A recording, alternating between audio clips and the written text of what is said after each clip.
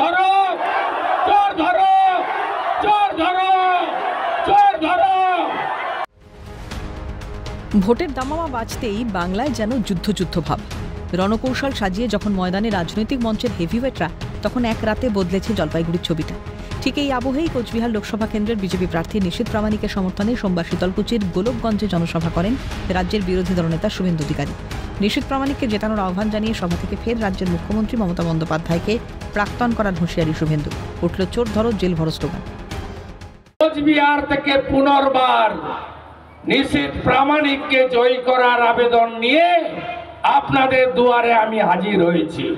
আবার নিশীথ প্রামাণিককে জিতান, কোচবিহারে বিজেপির দুর্গকে আরো শক্তিশালী করুন।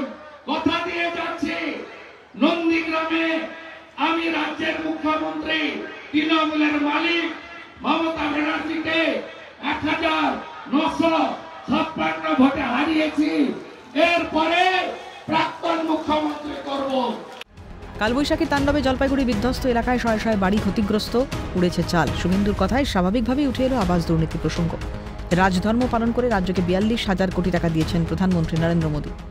কি নিদারুণ, শুধু টিন আর টিন উড়ে পড়ে আছে মাটিতে।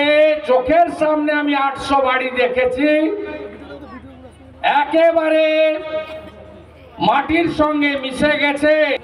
নরেন্দ্র মোদীজি রাজধর্ম পালন করে 42,000 কোটি টাকা দিয়েছেন।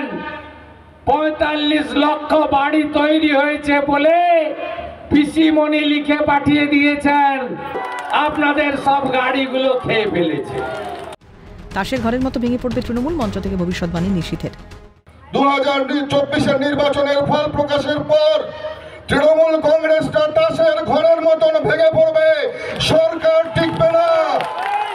সব মিলিয়ে লোকসভা ভোটের আগে রাজনৈতিক তরজার পারদূর্ধ্বমুখী বাংলায় পদ্ম ফোটাতে কতটা সফল হয় গেরুয়া শিবির, সেটাই দেখার।